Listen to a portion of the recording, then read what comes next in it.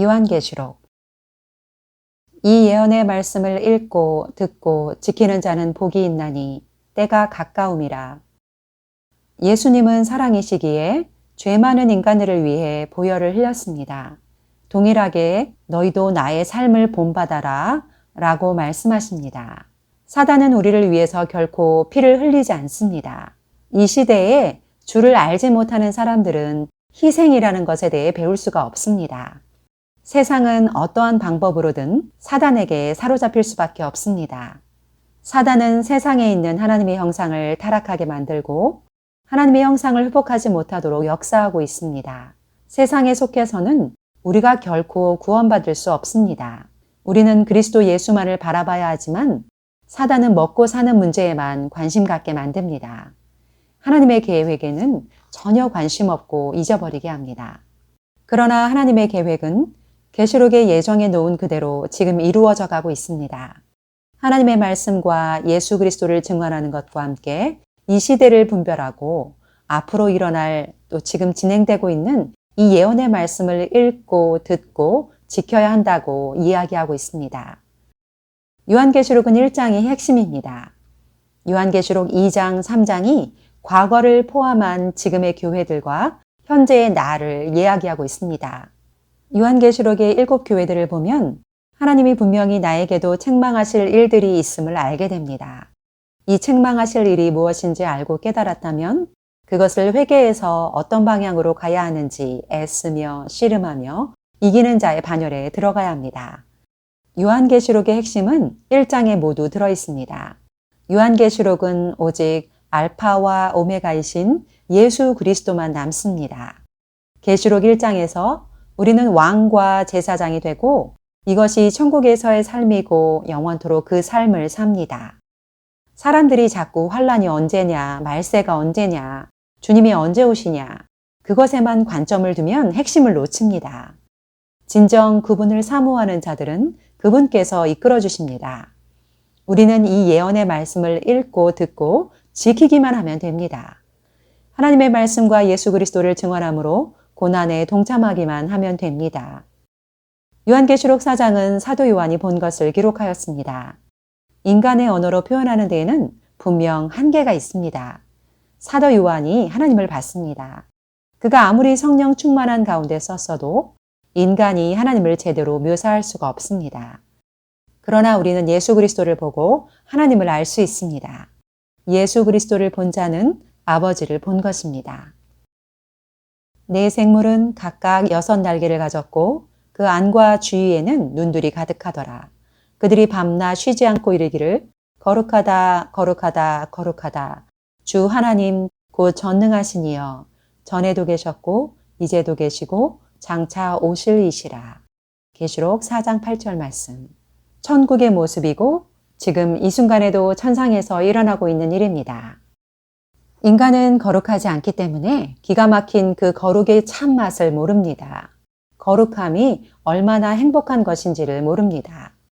천상에서 24장로들이 면류관을 쓰고 하나님을 경배하고 보좌에 참여할 자가 주님의 신부들입니다. 거룩한 성 예루살렘이 하늘에서 내려옵니다. 거룩한 성 예루살렘 안에서 주님의 신부들이 영원토록 경배하며 면류관을 드리고 찬양합니다. 앞으로 영원토록 그 일은 벌어집니다. 우리는 육체가 있기 때문에 인식이 안 됩니다. 어떻게 평생 영원토록 하나님을 경배하지? 안 지겨울까? 천국은 영원토록 그분만을 경배하고 찬양하는 곳입니다. 걱정하지 마십시오. 이걸 좋아하는 영혼들만 갑니다. 그게 지겨운 자는 못 갑니다. 전에도 계셨고 이제도 계시고 장차 오실리.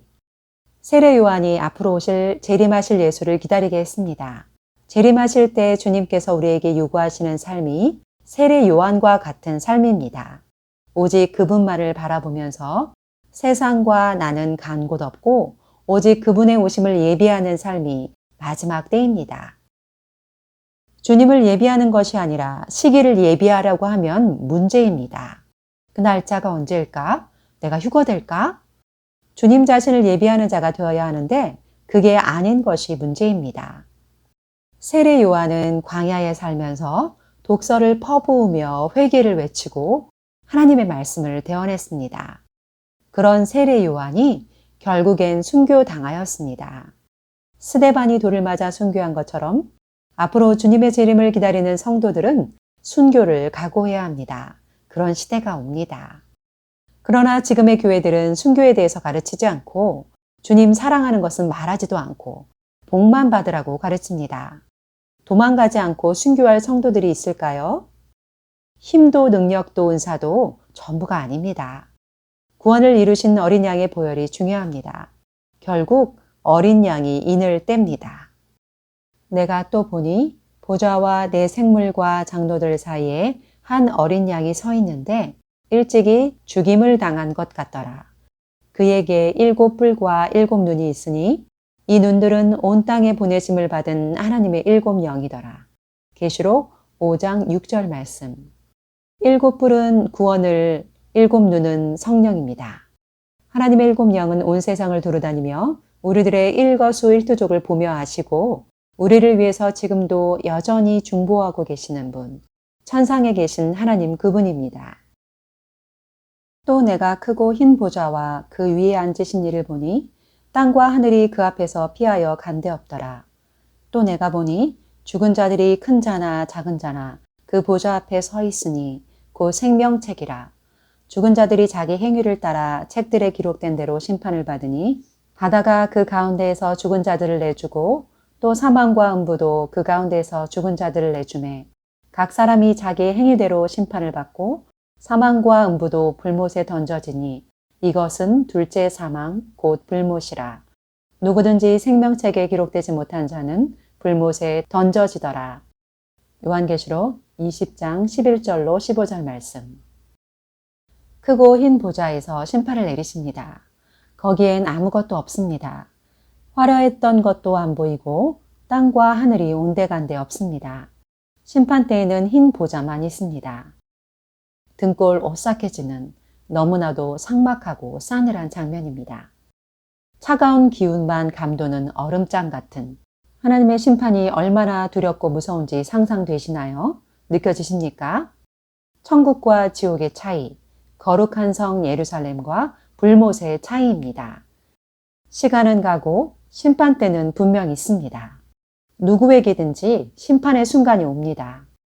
백보자 심판 앞에 섰을 때 내가 생명책에 기록되어 있느냐 아니냐가 중요합니다. 하나님을 경외하는 것 안에는 두려움이 포함됩니다. 지금 이 땅에서 잘 먹고 잘 사는 것이 중요한 게 아닙니다. 이제 마지막 시대가 가까이 왔다는 걸 알아야 합니다. 우리 시대에 주님이 오셔야 복입니다.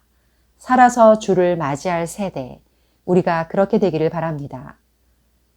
이 예언의 말씀을 읽고 듣고 지키는 자는 복이 있나니 때가 가까움이라. 하나님의 말씀이신 예수, 그 예수를 원하고 예수를 바라고 예수를 사모하고 예수의 신부되기를 원하는 자와 그분을 증언하는 자, 그분의 고난에 동참하는 자, 그런 사람들에게 복이 있습니다. 하나님의 말씀에 대해서 배웠지만 이 예언의 말씀을 읽고 듣고 지키지 않는 유대인처럼 동일하게 예수 그리스도를 배척하고 배도하는 시대가 바로 이 시대입니다. 여러분, 이 말씀에 심각해져야 합니다. 너무나도 중요합니다.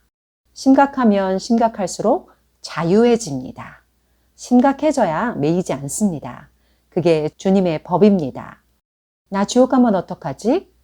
주님을 알고 주님을 원하면 이런 얘기가 안 나옵니다. 어떻게 하면 주님을 더 사모할까? 이 생각밖에 안 됩니다.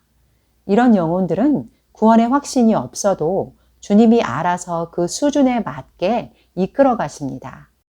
여러분, 계시록 4장, 5장과 계시록 20장을 분명하게 비교해 보십시오. 삭막하고 싸늘합니다. 냉철합니다. 이 자리에 서면 안 됩니다. 생명책에 꼭 기록되어야 합니다. 아멘.